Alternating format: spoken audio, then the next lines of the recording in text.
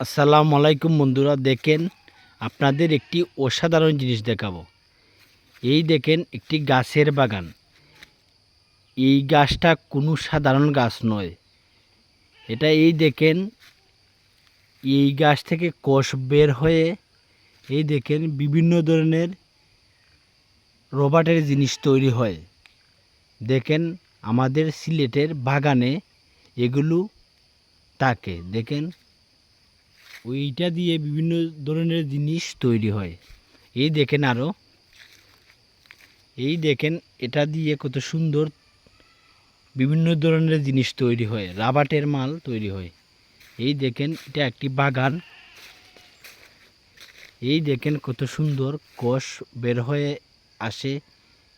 তারপরে এই বাটি থেকে কোষ তুলে নিয়ে মেশিন দ্বারা দিয়ে বিভিন্ন ধরনের জিনিস তৈরি হয় বাংলাদেশে।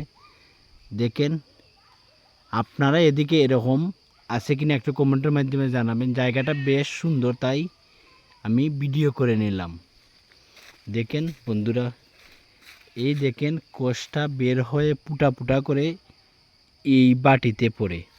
তারপরে মানুষ এইগুলো তুলে নিয়ে মেশিনের দ্বারায় বাংলাদেশে বিভিন্ন ধরনের জিনিস তৈরি হয়।